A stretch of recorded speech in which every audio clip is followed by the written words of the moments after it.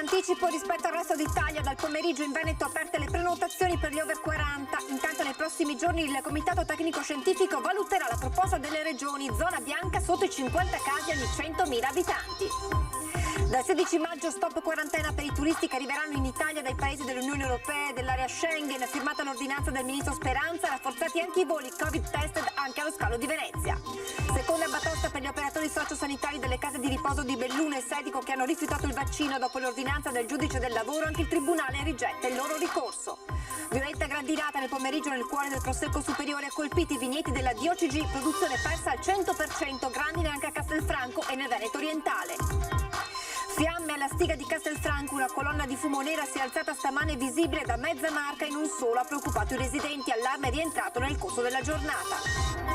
Sequestrato dalla Finanza di Padova, oltre 1,5 tonnellate di canapa illegale, la piantagione si trovava in un fondo agricolo ufficialmente adibito a campo di asparagi.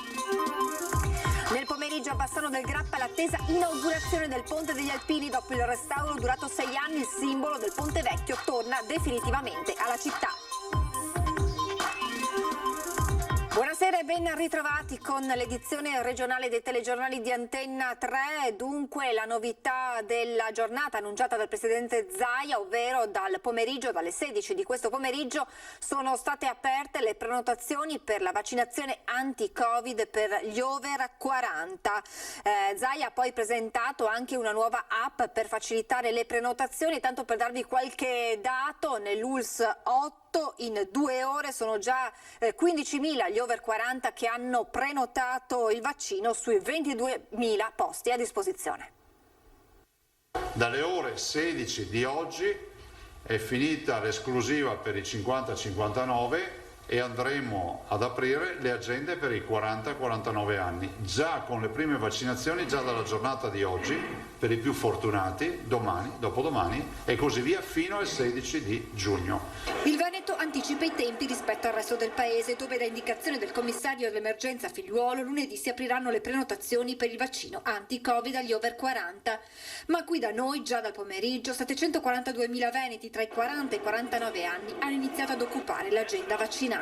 Oltre il 98% degli over 80, oltre l'82% degli over 70 e più del 65% dei cittadini tra i 60 e i 69 anni ha ricevuto almeno una dose. Con le vaccinazioni inizia la vera fase di convivenza con il virus. A chi mi chiede come sarà il futuro rispondo che avremo a che fare solo con i richiami, spiega Zaia, che aggiunge: finito con i quarantenni si prospetta un libera tutti. Non si andrà più per target di età e a quel punto ognuno che ha un angolo dove può fare vaccinazioni è messo nelle condizioni di non dover più chiedere la carta d'identità per capire se è fuori fascia d'età. E arriva una novità per agevolare le prenotazioni attraverso l'app Sanità Chilometri Zero Ricette. È una nostra app che già avevamo, al quale abbiamo fatto una modificazione genetica digitale, c'è dentro la vaccinazione. Si clicca prenotazioni Covid, avanti, si sceglie la ULS e via. E continua a migliorare la situazione dei contagi. In Veneto RCT a 0,88, 12% di occupazione nelle terapie intensive, in area non critica, incidenza di 67,5 casi ogni 100.000 abitanti. E a proposito di parametri, il Comitato Tecnico Scientifico entro questa settimana potrebbe deciderne la revisione accogliendo le proposte delle regioni. Come regioni proponiamo sotto i 50 zona già bianca, dai 50 ai 149 zona gialla, dai 150 ai 250 arancione, sopra i 250 rosso, se sei sopra il 30% di intensive e il 40% di non intensive vai in rosso. Intanto il ministro della Salute Speranza ha firmato un'ordinanza che cancella l'obbligo di quarantena per chi entra in Italia dai paesi dell'Unione Europea e dell'area Schengen.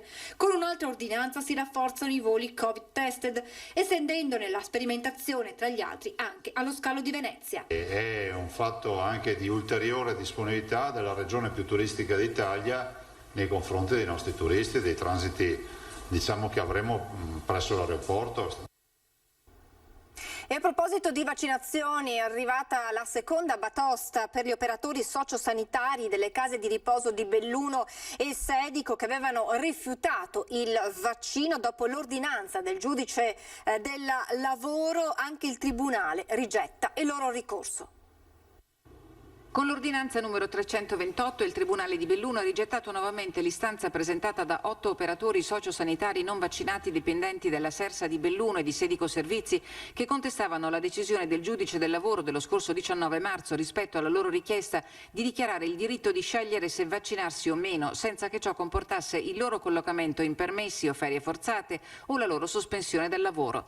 Per gli 8 operatori, erano 10 in prima istanza, assistiti dall'avvocato Andrea Colle del Foro di Belluno, una seconda sconfitta. Il Tribunale si limita invece a rilevare l'inammissibilità del reclamo ritenendo la questione superata dalle previsioni del già citato decreto legge 44 che prevede per l'appunto l'obbligatorietà della vaccinazione anti-Covid per il personale di interesse sanitario.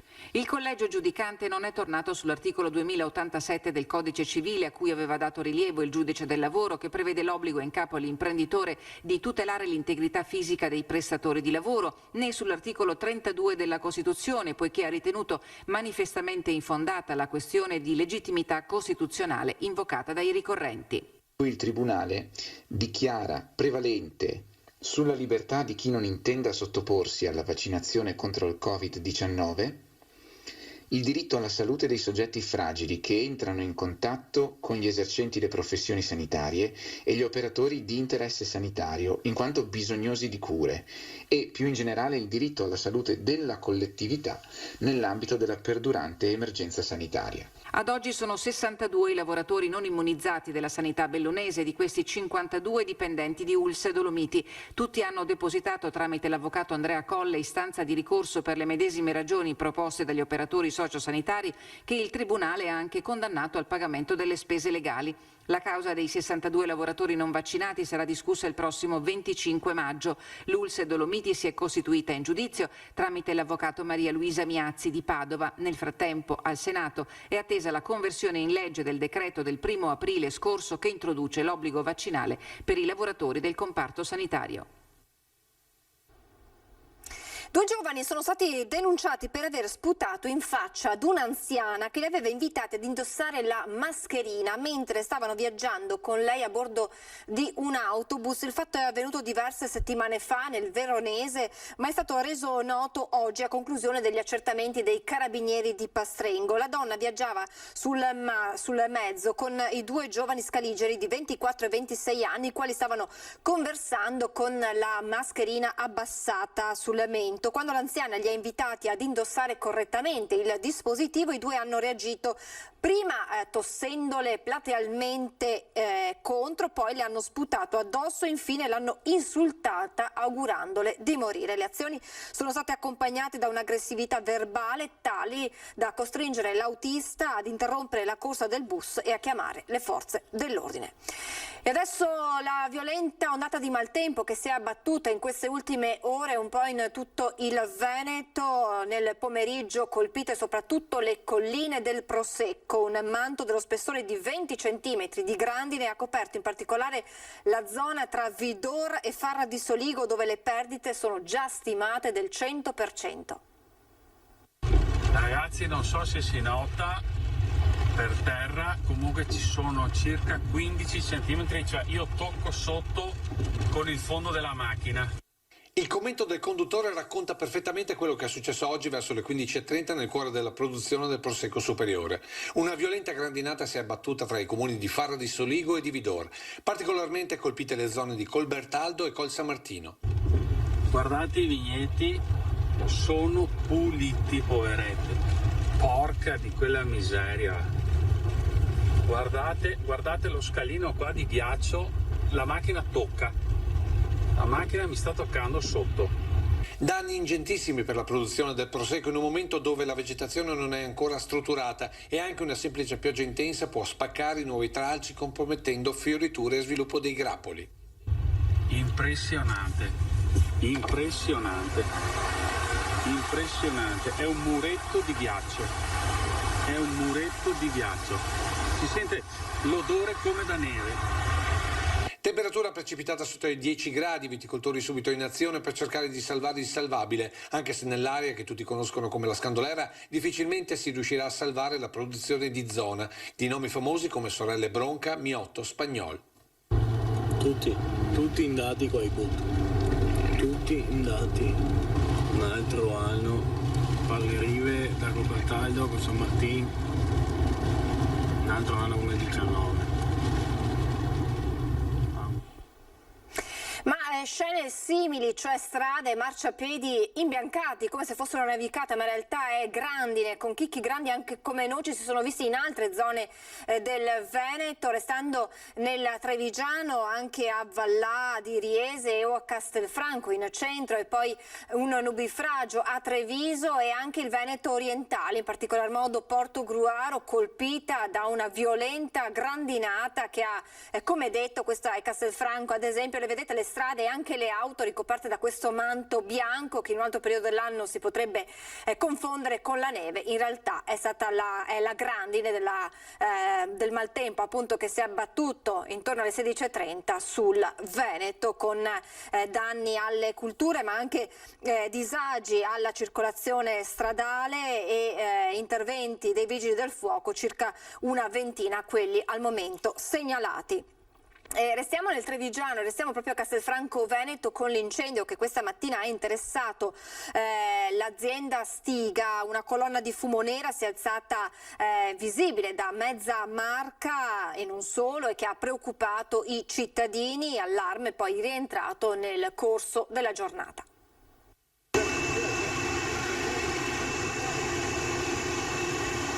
Una colonna di fumo impressionante si è elevata di prima mattina dall'area stoccaggio della Stiga di Castelfranco in via del Lavoro, azienda specializzata in articoli per il giardinaggio. Un serpentone nero visibile a decine di chilometri di distanza anche da Preganziol, Montebelluna, Campo San Piero. Sono le 7:30 quando le fiamme si sviluppano da alcuni cassonetti contenenti rifiuti industriali di varia tipologia. Sono attimi concitati, vengono allertati i vigili del fuoco e SUEM che arrivano in pochissimi minuti. Scattano anche i protocolli aziendali, i lavoratori vengono fatti defluire verso l'esterno e mandati a casa. Grazie al prontissimo intervento del nostro team di primo soccorso e all'ottimo intervento dei vigili del fuoco di Castelfranco Veneto siamo riusciti a tenere sotto controllo e a smaltire questo incendio circa verso le 8:30 di questa mattina. Mi sono precipitato qui stamattina e ho visto che tutte le procedure messe in atto sono state procedure che hanno consentito di contenere prima ed estinguere poi l'incendio in tempi brevissimi. L'incendio quindi viene domato in tempi brevi, i danni sono limitati ma soprattutto non ci sono persone ferite o coinvolte, resta l'allarme per la qualità dell'aria, c'è preoccupazione tra i residenti, accorrono anche i carabinieri e i tecnici dell'ARPAV che si confrontano con lo stesso primo cittadino.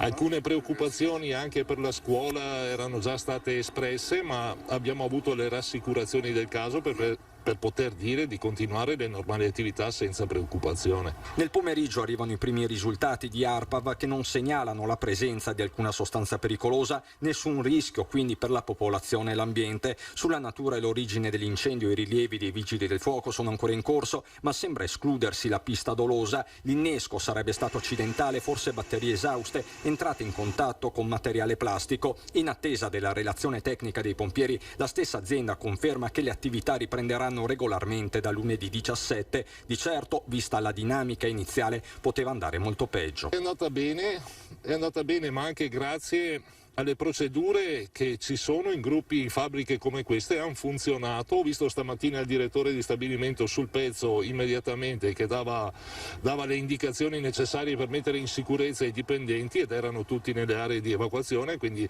insomma nella sfortuna per certi aspetti possiamo dire di aver testato un qualcosa che funziona.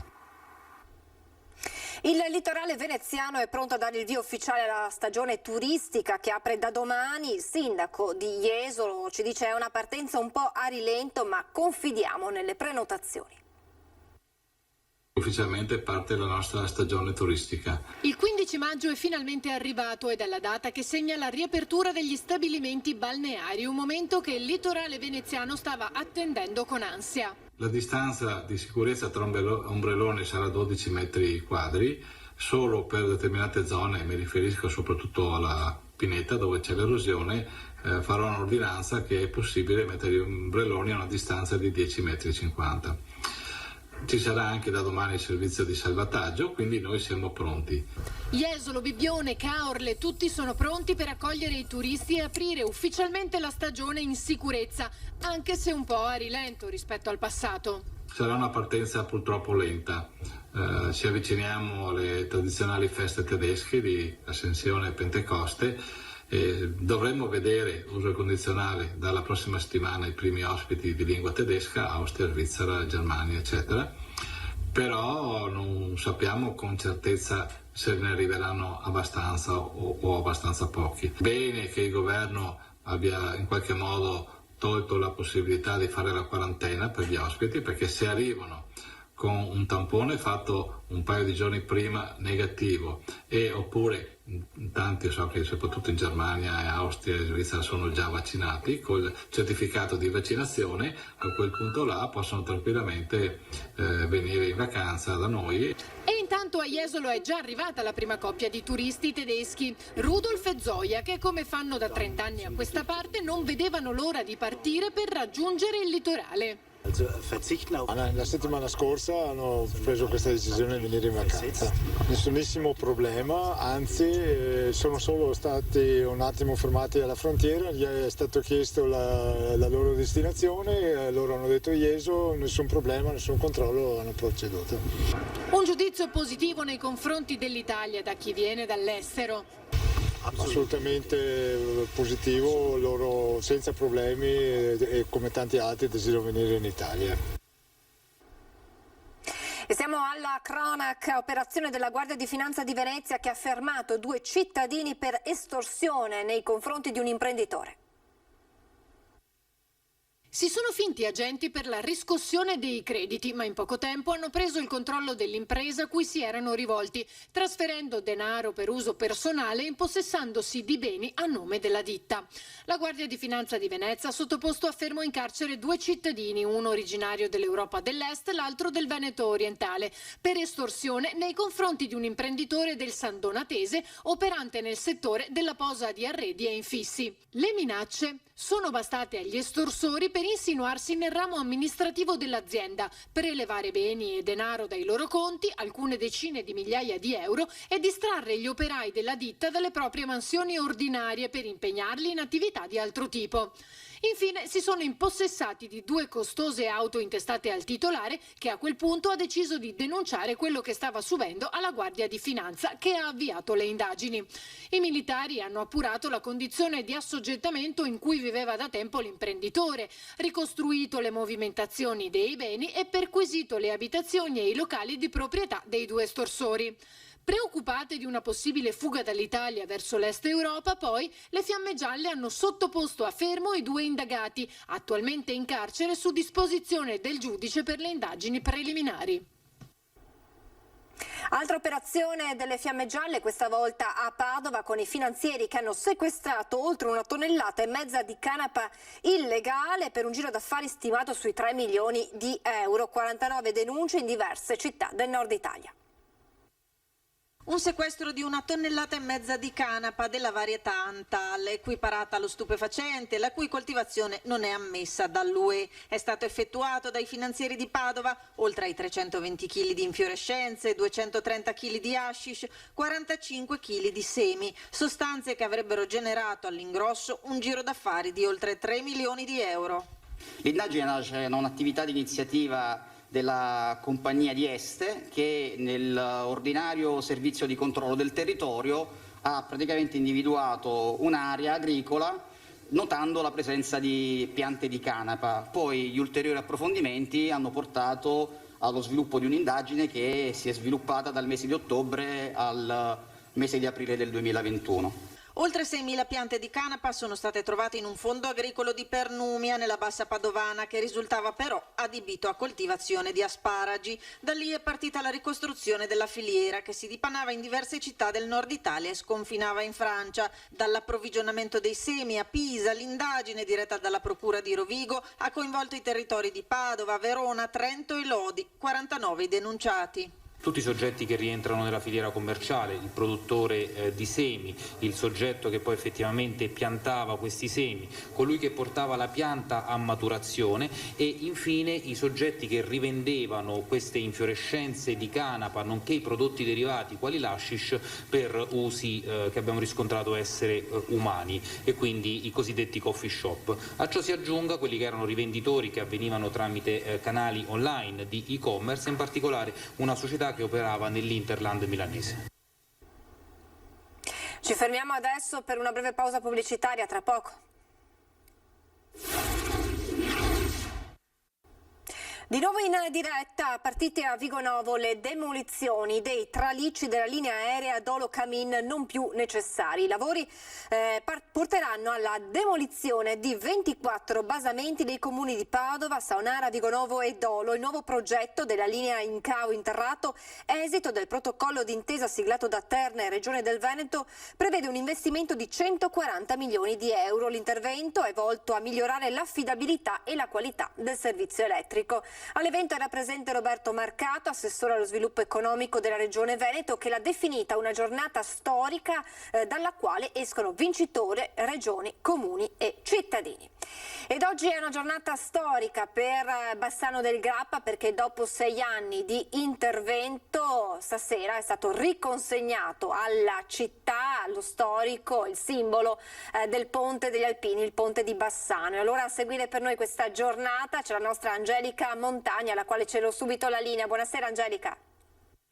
14 maggio 2021, una data da segnare nel calendario, questa per Bassano del Grappa, per il Ponte Vecchio, monumento nazionale degli Alpini che ritorna alla città. Oggi la firma ufficiale della ditta appaltatrice, la ditta Inco, che con l'ufficio tecnico, e questa firma sancisce proprio la consegna del ponte alla città, poi al sindaco Pavan, che appunto rappresenta la collettività. 5 anni di lavoro, un progetto costato 6.900.000 euro. È un progetto che vedrà poi quella che sarà l'inaugurazione ufficiale il 3 ottobre. Si spera la presenza del Presidente della Repubblica Mattarella, che però non ha ancora confermato effettivamente la sua venuta qui a Bassano. Ecco, tanti sono stati i lavori in questo ponte. Oggi c'è stata proprio l'apertura delle transenne, una passeggiata in tutto il ponte, non solo del sindaco, ma anche degli alpini, ma anche dei capogruppo in consiglio comunale, e anche l'ex sindaco Riccardo Poletto, che è stato invitato ed era presente, anche l'ex sindaco Cimatti era stato invitato ma non è stato invece presente. Ecco, noi ricordiamo che gli alpini hanno donato tutta l'illuminazione, da noi sentito il presidente dell'ANA nazionale degli alpini con commozione ci ha detto: è vero, tutte quelle che sono le nostre importanti adunate sono posticipate, ma questo invece un po' è l'evento che consola questa nostra delusione di non poter essere sempre presenti come vorremmo, con questo sfilamento importante nelle città italiane. Quindi da oggi viene restituito questo ponte. Le stilate era il lavoro più importante proprio per la stabilità del ponte stesso. Le illuminazioni le vediamo anche sempre con le stesse lanterne antiche, ma questa volta LED. Molti altri interventi importanti, ma l'importante è che proprio oggi il ponte di Bassano, il ponte vecchio, viene restituito alla città, e questo monumento nazionale viene davvero goduto da tutti i cittadini. Grazie ad Angelica Montagna. Restiamo a Bassano, restiamo anche sul ponte di Bassano, perché la città e la distilleria Poli saranno location di una nuova fiction. Le riprese sono già iniziate anche proprio sul ponte. Bernardo Bertolucci diceva che ricorderemo il mondo attraverso il cinema e a riguardo il Veneto può già considerarsi indimenticabile. Alle distillerie Poli di Schiavon è stato presentato un importante progetto cinematografico prodotto da Bavaria Fiction per ZDF con Regione Veneto e Veneto Film Commission. Si tratta della miniserie Eau-de-Vie che proprio in questi giorni vede attori e operatori impegnati nelle riprese a Bassano, in Villa Caerizzo, sul ponte e in tanti altri scorci suggestivi del territorio, fra i quali proprio la storica distilleria Poli, dove verranno ambientate le vicende di 3 donne coraggiose.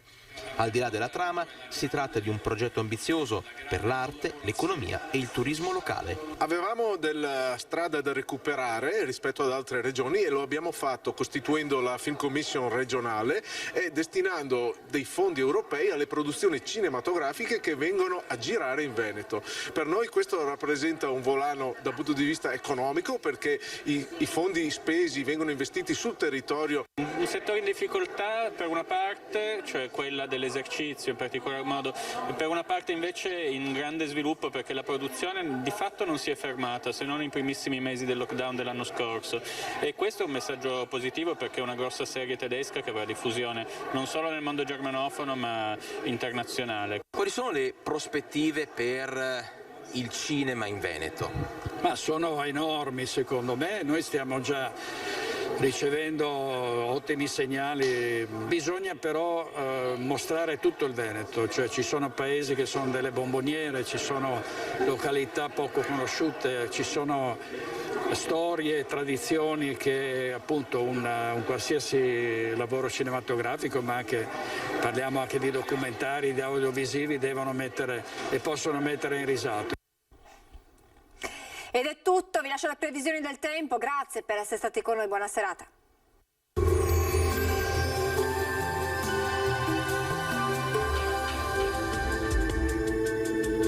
Bentrovati al meteo. Weekend all'insegna della variabilità sul nostro territorio per il transito di correnti umide occidentali. Sarà un sabato 15 maggio con qualche pioggia. Vediamo dunque il dettaglio. Sul Veneto la grafica ci mostra che avremo una situazione generalmente buona in pianura, mentre sui rilievi al pomeriggio saranno possibili degli acquazzoni. Attenzione perché i fenomeni potrebbero con il passare delle ore estendersi fin verso le aree pianeggianti. Venti deboli da direzioni variabili. Temperature con locali e contenute variazioni, minime tra 9 e 12 gradi, valori massimi oscillanti invece tra i 15 e i 21 gradi all'incirca.